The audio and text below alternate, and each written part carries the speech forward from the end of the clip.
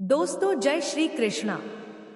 आज हम इतिहास के उन पन्नों को पलटने जा रहे हैं जहां दो ऐसी शख्सियतें टकराएंगी जिनकी कल्पना भी एक साथ नहीं की जा सकती। एक तरफ है धर्म, त्याग और प्रतिज्ञा के शिखर देवव्रत भीष्म, और दूसरी तरफ है छल, कपट और प्रतिशोध की आग में जलते गांधार नरेश, शकुनी। महाभारत का युद्ध इन्हीं दो ध्रुवों के बीच खींचकर समाप्त हो गया। लेकिन क्या आपने कभी सोचा है कि जब मृत्यु के बाद कर्मों का लेखा जोखा समाप्त होने पर स्वर्ग के किसी कोने में, जहां कोई छल नहीं, कोई कपट नहीं, सिर्फ सत्य का प्रकाश है, वहां अगर शकुनी का सामना भीष्म पितामह से हुआ होगा तो क्या हुआ होगा? क्या गंगापुत्र भीष्म ने उस व्यक्ति को देखकर मुंह फेर लिया होगा जिसने उनके पूरे कुल का विनाश कर दिया, या फिर शकुनी ने अपने किए पर पश्चाताप किया होगा? उन दोनों के बीच क्या संवाद हुआ होगा? आज मैं आपको उसी अनकही अनसुनी कहानी की यात्रा पर ले जा रहा हूं। एक ऐसी कहानी जो आपके रोंगटे खड़े कर देगी, लेकिन अंत में आपको धर्म और कर्म के एक ऐसे गहरे सत्य से परिचित कराएगी जो शायद आपने पहले कभी नहीं समझा होगा। तो अपनी सांसें थाम लीजिए, क्योंकि आज स्वर्ग में इतिहास की सबसे बड़ी अदालत लगने वाली है। और अगर आप भीष्म पितामह की महानता और महाभारत के ज्ञान का सम्मान करते हैं तो इस वीडियो को अंत तक जरूर देखिएगा, क्योंकि यह कहानी आपके जीवन को देखने का नजरिया बदल सकती है। कुरुक्षेत्र की रक्तरंजित भूमि पर जब अंतिम योद्धा ने भी प्राण त्याग दिए, जब हस्तिनापुर के सिंहासन पर धर्मराज युधिष्ठिर का अभिषेक हुआ, तब समय का चक्र आगे बढ़ गया। वर्षों बीते, पांडवों ने अपना राजधर्म निभाया और अंत में महाप्रयाण की यात्रा पर निकल पड़े। एक एक कर सबने अपना शरीर त्यागा और अपने कर्मों के अनुसार गति को प्राप्त हुए। उधर बाणों की शैया पर लेटे इच्छा मृत्यु का वरदान पाए। गंगा पुत्र भीष्म ने भी उत्तरायण के सूर्य की प्रतीक्षा कर अपना नश्वर शरीर छोड़ा और उनकी पुण्य आत्मा सीधे ब्रह्मलोक के समीप अपने पितरों और वसुओं के लोक में, जहां विराजी वहां गंगा की अविरल धारा के समान शांत वातावरण था। मंद मंद बहती सुगंधित वायु, गंधर्वों का मधुर संगीत और चारों ओर एक दिव्य प्रकाश। पितामह वहां अपने पूर्वजों के साथ धर्म चर्चा में लीन थे। उनके चेहरे पर अब कोई पीड़ा नहीं थी, कोई द्वंद्व नहीं था, बस एक गहरी शांति थी। एक संतुष्टि थी कि उन्होंने अपनी प्रतिज्ञा का मान रखा, भले ही उसकी कीमत उनके पूरे कुल को चुकानी पड़ी। वहीं दूसरी ओर सहदेव के हाथों अपने अंत को प्राप्त हुआ गांधार का राजकुमार शकुनी, मृत्यु के एक क्षण में उसकी आंखों में ना कोई पश्चाताप था, ना कोई भय, बस एक अधूरापन था, एक असंतोष था कि वो युधिष्ठिर को मिटा नहीं पाया। मृत्यु के बाद यमदूत उसे यमलोक ले गए। चित्रगुप्त के दरबार में उसके कर्मों का खाता खुला। उसके हर छल, हर कपट, हर षड्यंत्र को तोला गया, लेकिन साथ ही उसके कर्मों के पीछे छिपे उद्देश्य को भी देखा गया। उसने जो कुछ भी किया वो अपने कुल, अपने पिता, अपने भाइयों के अपमान का प्रतिशोध लेने के लिए किया था। उसका धर्म व्यक्तिगत था, संकीर्ण था, लेकिन था तो एक तरह का धर्म ही। उसने अपने पिता को दिए वचन को निभाया था, इसलिए उसे घोर नरक की यातनाओं में ना भेजकर पितृक के एक ऐसे कोने में स्थान दिया गया जहां ना तो स्वर्ग का सुख था, ना ही नरक का दुख, बस एक अंतहीन प्रतीक्षा थी, एक खालीपन था। वहां वो अकेला था, अपने विचारों के साथ, अपनी स्मृतियों के साथ। हजारों वर्ष इसी प्रतीक्षा में बीत गए। शकुनी की आत्मा अपने ही किए कर्मों की आग में तपती रही। धीरे धीरे उसके क्रोध का अहंकार गलने लगा और उसकी जगह एक प्रश्न ने ले ली, क्या जो मैंने किया वह सच में सही था? क्या मेरे प्रतिशोध ने मेरे कुलकर्ण न्याय दिलाया, या मेरी ही बहन के सुहाग और उसके 100 पुत्रों को निगल लिया? जब यह प्रश्न अपनी पराकाष्ठा पर पहुंचा, जब शकुनी की आत्मा पश्चाताप की अग्नि में शुद्ध होने लगी, तब उसे उस लोक से मुक्ति मिली और उसे स्वर्ग के निचले स्तरों में प्रवेश की अनुमति मिली। स्वर्ग में प्रवेश करते ही शकुनी उस दिव्य प्रकाश से चौंधिया गया। उसने ऐसा ऐश्वर्य, ऐसी शांति कभी नहीं देखी थी। वो धीरे धीरे आगे बढ़ रहा था, हर चेहरे को देख रहा था। वह दुर्योधन को खोज रहा था, अपने प्रिय भांजे को, जिसे वह पुत्र से भी अधिक स्नेह करता था। तभी उसकी दृष्टि एक वटवृक्ष के नीचे शांत समाधि में बैठे एक तेजस्वी पुरुष पर पड़ी। उनका आभा मंडल सूर्य के समान देदीप्यमान था। उनके चेहरे पर युगों की शांति और ज्ञान का सागर लहरा रहा था। शकुनी एक पल में उन्हें पहचान गया। वह थे गंगापुत्र देवव्रत भीष्म, कुरुवंश के पितामह। उन्हें देखते ही शकुनी के अंदर सदियों से दबी घृणा, क्रोध और ईर्ष्या की एक लहर दौड़ गई। उसके कदम वहीं रुक गए। उसका पूरा अस्तित्व कांप उठा। यही वह व्यक्ति था जो चाहता तो उस युद्ध को रोक सकता था। यही वो व्यक्ति था जिसकी एक हुंकार से दूर योधन भी कांप जाता था। लेकिन यह मौन रहा। इसने अपनी प्रतिज्ञा को धर्म से बड़ा माना। शकुनी धीरे धीरे लड़खड़ाते कदमों से उनकी ओर बढ़ा। उसके मन में हजारों शिकायतें थीं, हजारों प्रश्न थे जो वह आज पूछना चाहता था। दोस्तों, कल्पना कीजिए उस दृश्य की जहां छल का प्रतीक सत्य के प्रतीक के सामने खड़ा है। आगे जो संवाद होने वाला है वो महाभारत का वह खोया हुआ अध्याय है जो हमें धर्म के सबसे बड़े द्वंद्व से परिचित कराएगा। अगर आप भी यह जानने के लिए उत्सुक हैं कि पितामह ने शकुनी को देखकर क्या किया, तो कमेंट में जय श्री कृष्ण जरूर लिखें और इस कहानी को एक लाइक देकर हमारा मनोबल बढ़ाएं, क्योंकि यह कहानी हमें सिखाएगी कि सत्य के कई चेहरे होते हैं और कभी कभी जिसे हम अधर्म समझते हैं उसके पीछे भी एक दर्दनाक कहानी छिपी होती है। चैनल को सब्सक्राइब करना ना भूलें ताकि आप ऐसी ही अनसुनी कथाओं से वंचित ना रह जाएं। अब आगे सुनिए। शकुनी भीष्म के सामने जाकर खड़ा हो गया। उसकी उपस्थिति से ध्यान मग्न भीष्म ने अपनी आंखें खोली। उन्होंने अपने सामने शकुनी को खड़े देखा, लेकिन उनके चेहरे पर ना कोई क्रोध आया, ना कोई घृणा। बस एक हल्की सी करुणा की छाया तैर गई, मानो वह पहले से ही जानते थे कि एक दिन यह क्षण अवश्य आएगा। भीष्म कुछ कहते उससे पहले ही शकुनी की दबी हुई आवाज निकली, प्रणाम पितामह। उसकी आवाज में ना पुराना व्यंग्य था, ना ही कोई छल, बस एक अजीब सी कड़वाहट थी। भीष्म ने शांत स्वर में कहा, आयुष्मान भव गांधार नरेश, यहां तुम अकेले हो, अपने प्रिय दुर्योधन के साथ नहीं। यह सुनते ही शकुनी की आंखों में पीड़ा उतर आई। वह बोला, वह अपने कर्मों के अनुसार वीरगति को प्राप्त होकर उच्च लोकों में है। पितामह, मैं तो बस भटक रहा हूं, अपने प्रश्नों के उत्तर खोज रहा हूं। भीष्म ने कहा, पूछो शकुनी, आज इस स्थान पर कोई रहस्य नहीं है, कोई आवरण नहीं है, यहां केवल सत्य है। शकुनी ने अपनी सारी हिम्मत बटोर कर कहा, पितामह, मेरा सबसे बड़ा प्रश्न आप ही है। आप गुरु वंश के संरक्षक थे, आप धर्म के ज्ञाता थे। आपकी एक इच्छा पर यमराज भी रुक जाते थे, फिर आपने वो सब कैसे होने दिया?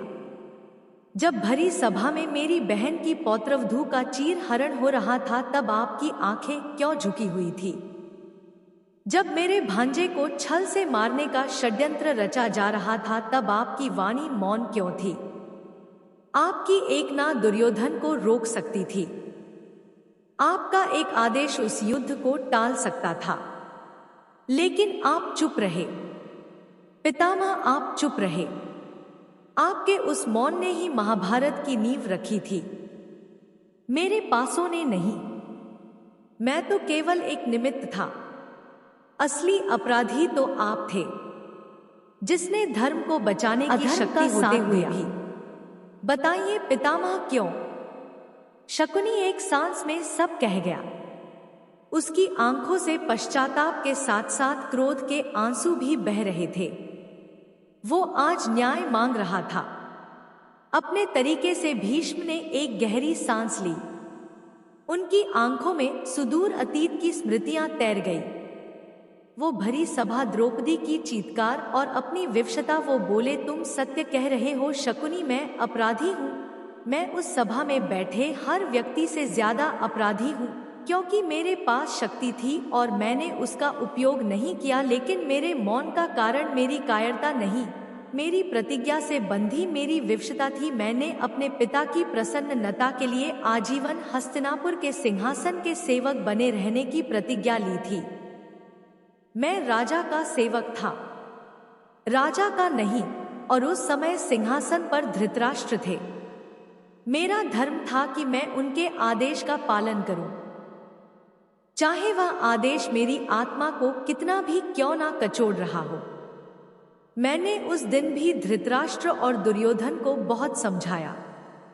मैंने उन्हें कुल के विनाश की चेतावनी दी, लेकिन सत्ता के मद में वह अंधे हो चुके थे और मैं उस सिंहासन का अन्न खा रहा था।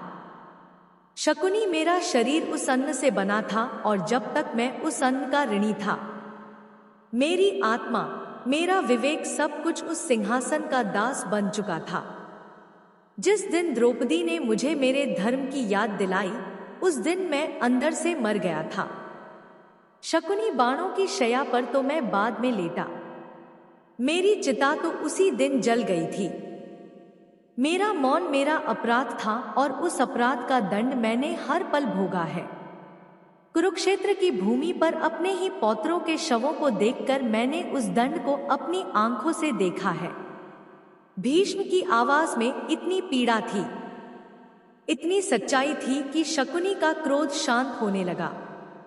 उसे पहली बार एहसास हुआ कि पितामह का मौन उनकी कायरता नहीं, बल्कि उनकी प्रतिज्ञा और उनके धर्म संकट का परिणाम था। वह भी अपनी ही तरह एक वचन से बंधे थे। शकुनी कुछ देर चुप रहा, फिर बोला, पितामह, मैं आपकी विवशता समझ सकता हूं, क्योंकि मैं भी एक वचन से ही बंधा हुआ था। क्या आप मेरी कहानी सुनना चाहेंगे? क्या आप जानना चाहेंगे कि गांधार का राजकुमार हस्तिनापुर का शत्रु क्यों बन गया? भीष्म ने करुणा से उसकी ओर देखा और कहा, अवश्य शकुनी, आज हर कहानी पूरी होनी चाहिए। तब शकुनी ने बोलना शुरू किया और उसके हर शब्द में सदियों का दबा हुआ दर्द, अपमान और प्रतिशोध की ज्वाला धक रही थी। वो बोला, पितामह, आप हस्तिनापुर के गौरव की बात करते हैं, लेकिन क्या आप जानते हैं कि इसी हस्तिनापुर ने मेरे गांधार के साथ क्या किया था? आप मेरी बहन गांधारी को अपने नेत्रहीन भतीजे धृतराष्ट्र के लिए ब्याह कर ले गए। आपने यह भी नहीं सोचा कि एक नेत्रहीन व्यक्ति से विवाह कर मेरी बहन का जीवन अंधकारमय हो जाएगा। मेरे पिता राजा सुबल ने कुल की मर्यादा के लिए यह अपमान का घूंघ पी लिया, लेकिन जब ज्योतिषियों ने बताया कि धृतराष्ट्र की पहली पत्नी की मृत्यु निश्चित है, तो आपने हस्तिनापुर के धर्म रक्षकों ने एक बकरी से धृतराष्ट्र का विवाह कराकर उसे मार दिया और फिर मेरी बहन से विवाह कराया ताकि वह विधवा होने के योग से बच जाए। जब यह बात हमें पता चली तो मेरे पिता ने इसका विरोध किया और जानते हैं इसका परिणाम क्या हुआ? आपके शक्तिशाली कुरु वंश ने मेरे छोटे से राज्य गांधार पर चढ़ाई कर दी। मेरे पिता और हमस भाइयों को बंदी बनाकर कारागार में डाल दिया गया और हमें इतना ही भोजन दिया जाता था जिससे हम धीरे धीरे तड़पक तड़प कर मरे। एक एक करके मेरे भाई मेरी आंखों के सामने भूख से मरने लगे। तब मेरे पिता ने एक निर्णय लिया। उन्होंने कहा कि हम सबका भोजन केवल एक व्यक्ति को दिया जाएगा जो जीवित रहकर हमारे इस अपमान का प्रतिशोध लेगा, और वह व्यक्ति में था पितामह मैंने अपने भाइयों को अपनी आंखों के सामने भूख से दम तोड़ते देखा है। मैंने उनके हिस्से की रोटी खाई है ताकि मैं जीवित रहकर अपने कुल के विनाश का बदला ले सकूं। मेरे पिता ने मरते समय मुझसे मेरी एक टांग तोड़कर कहा, पुत्र, जब भी तुम चलोगे यह टूटी हुई टांग तुम्हें हमारे अपमान की याद दिलाएगी। यह तुम्हें तुम्हारे लक्ष्य से भटकने नहीं देगी। और उन्होंने अपनी रीढ़ की हड्डी मुझे देते हुए कहा, मेरे मरने के बाद मेरी इन हड्डियों से पासे बनाना।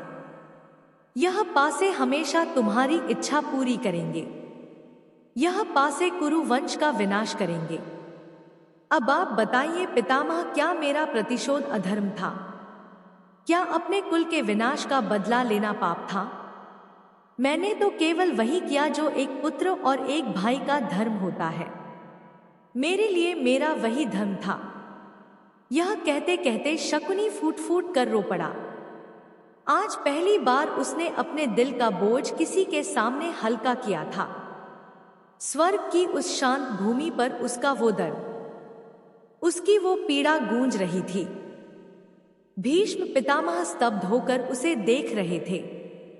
उन्होंने शकुनी के छल और कपट को तो देखा था, लेकिन उस छल के पीछे छिपे इतने गहरे घाव को आज पहली बार महसूस किया था। उन्हें समझ आया कि शकुनी कोई जन्म से दुष्ट नहीं था। उसे परिस्थितियों ने, हस्तिनापुर के अन्याय ने, प्रतिशोध की आग ने शकुनी बना दिया था। भीष्म की आंखों में करुणा का सागर उमड़ पड़ा।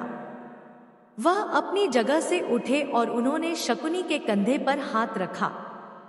दोस्तों, कहानी अब उस मोड़ पर आ गई है जहां धर्म और अधर्म की सारी रेखाएं मिटती हुई नजर आ रही है। क्या भीष्म पितामह शकुनी को सही ठहराएंगे या उसे उसके कर्मों का आईना दिखाएंगे? यह जानने से पहले मैं आप सबसे एक अनुरोध करना चाहता हूं। इस कहानी को अपने परिवार के साथ, अपने बच्चों के साथ जरूर शेयर करें, क्योंकि यह हमें सिखाती है कि किसी को भी सिर्फ उसके बाहरी कर्मों से नहीं आना चाहिए।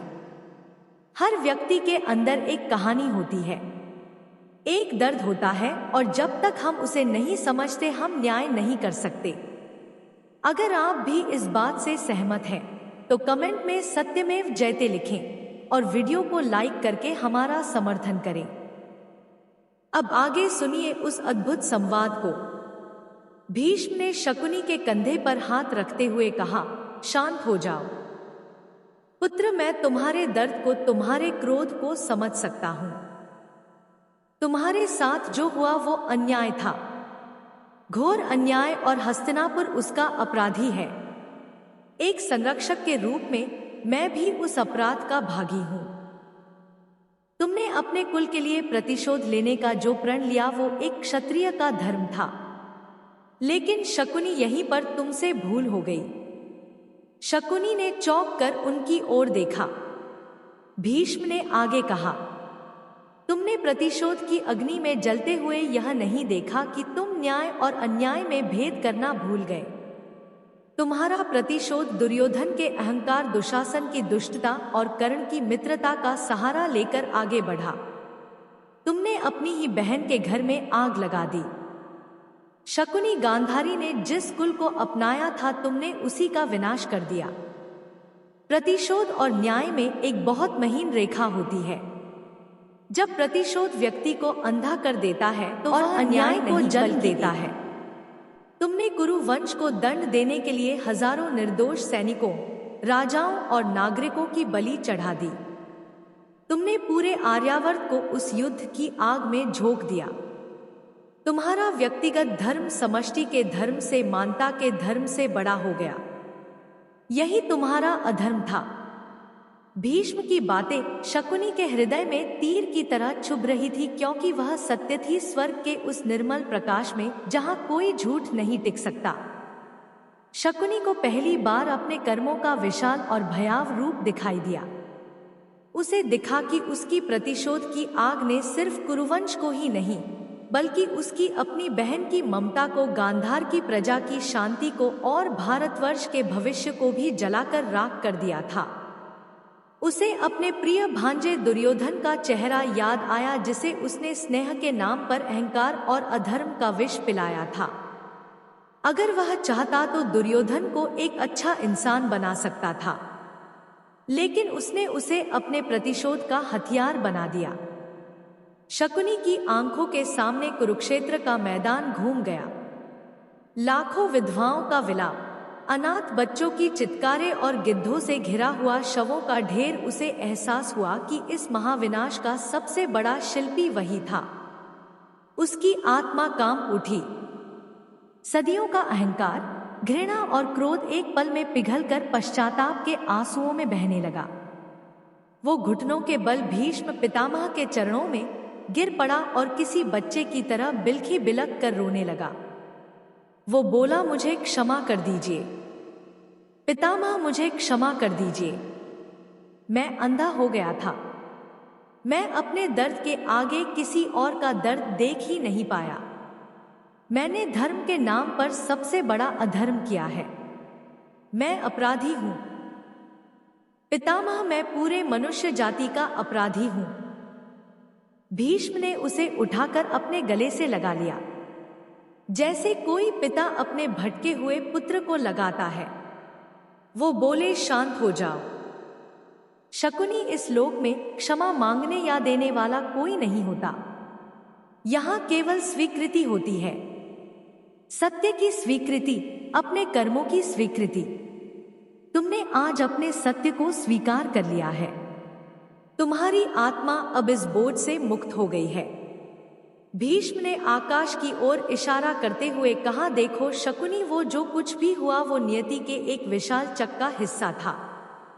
हम सब अपनी अपनी भूमिका निभाने के लिए जन्मे थे। मैं अपनी प्रतिज्ञा से बंधा था, तुम अपने प्रतिशोध से, कर्ण अपनी मित्रता से और कृष्ण वो अपने धर्म की स्थापना के विधान से। हम सब निमित्त मात्र थे। उस महागाथा में हर पात्र आवश्यक था। तुम्हारे बिना अधर्म अपनी पराकाष्ठा पर नहीं पहुंचता, और जब तक अधर्म अपनी पराकाष्ठा पर नहीं पहुंचता तब तक धर्म की स्थापना का महायज्ञ आरंभ नहीं होता। तुम उस कहानी के खलनायक जरूर थे, लेकिन तुम्हारे बिना वह कहानी पूरी नहीं हो सकती थी। यह सुनकर शकुनी को एक अजीब सी शांति का अनुभव हुआ, मानो उसके सिर से युगों का बोझ उतर गया हो। उसे पहली बार अपने अस्तित्व का कोई अर्थ समझ में आया था, भले ही वह अर्थ नकारात्मक क्यों ना हो। उसने हाथ जोड़कर भीष्म से पूछा, पितामह, अब मेरे लिए क्या आज्ञा है? मुझे किस लोक में स्थान मिलेगा? भीष्म मुस्कुराए, शकुनी, कर्मों का फल तो भुगता जा चुका। अब ना कोई पुण्य है ना कोई पाप, अब केवल शांति है। चलो मैं तुम्हें तुम्हारे प्रिय भांजे से मिलवाता हूँ। वह भी तुम्हारी ही प्रतीक्षा कर रहा है। और फिर स्वर्ग की उस दिव्य भूमि पर भीष्म पितामह आगे आगे चल रहे थे और उनके पीछे शकुनी, एक शांत पश्चाताप से शुद्ध हुई आत्मा, जिसने ने आज अपने जीवन का सबसे बड़ा दांव खेला था और अपने अहंकार को हारकर शांति को जीत लिया था। यह कहानी हमें सिखाती है कि कोई भी व्यक्ति पूरी तरह से अच्छा या बुरा नहीं होता। हम सब परिस्थितियों, कर्मों और अपने अपने सत्यों से बंधे हुए हैं, और सच्चा न्याय दंड देने में नहीं बल्कि समझने और क्षमा करने में है। दोस्तों, यह थी भीष्म और शकुनी के उस काल्पनिक किंतु मार्मिक संवाद की कहानी। मुझे उम्मीद है कि इस कहानी ने आपको एक नया दृष्टिकोण दिया होगा महाभारत को समझने का और जीवन को समझने का। अगर आपको यह कहानी पसंद आई हो तो इसे अपने सभी प्रियजनों के साथ शेयर करना ना भूलें और कमेंट में हमें बताएं कि आप अगली बार किन दो पौराणिक पात्रों के बीच का संवाद सुनना चाहेंगे। आपके सुझाव हमारे लिए बहुत महत्वपूर्ण है। हमारे चैनल को सब्सक्राइब करके परिवार का हिस्सा बने ताकि हम सब मिलकर धर्म, कर्म और मानवता के गहरे रहस्यों को खोजते रहें। धन्यवाद। जय श्री